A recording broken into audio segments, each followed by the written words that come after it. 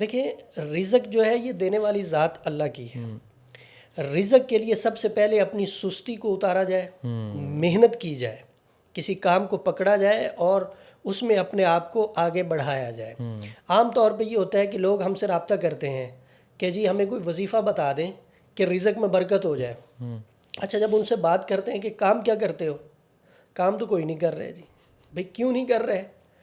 بس جی وہ نا سستی ہو جاتی ہے، اٹھا نہیں جاتا، جایا نہیں جاتا۔ دیکھیں اللہ نے برکت ڈالنی ہے جو کام آپ کر رہے ہیں اس میں۔ آپ کر نہیں رہے تو ایسا نہیں ہونا کہ آپ صبح اٹھیں گے تو آپ کے بستر پہ ڈالر پڑے ہوں گے۔ ایسا نہیں ہوگا کہ آپ جائیں گے اور آپ کو ٹھوکر لگے گی اور سونے کی اینٹ آپ کو مل جائے گی۔ اللہ ان ساری چیزوں پہ قادر ہے، لیکن یہ سنت اللہ نہیں ہے۔ آپ محنت کریں گے اور اس محنت کے بدلے میں اللہ آپ کو عطا فرمائیں گے اور پھر اس کے اندر برکت عطا فرمائیں گے۔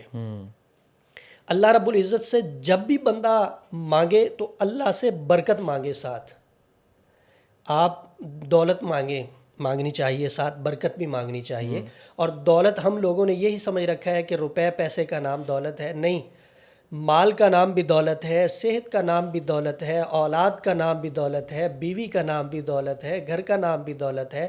یہ ساری چیزیں مال و دولت کے اندر آتی ہیں اور اللہ رب العزت کا ان پہ شکر بھی ادا کرتے رہنا چاہیے۔ اللہ اس پہ برکت عطا فرماتے ہیں۔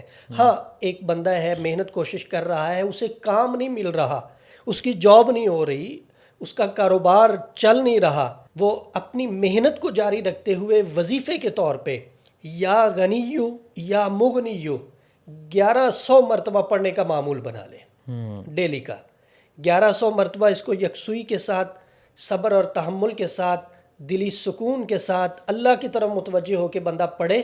اللہ رب العزت چند ہی دنوں میں ایسے اسباب پیدا کر دیں گے کہ کام چلے گا، نہیں ہے کام تو کام ملے گا، جاب نہیں ہے تو جاب مل جائے گی، راستے کھل جائیں گے۔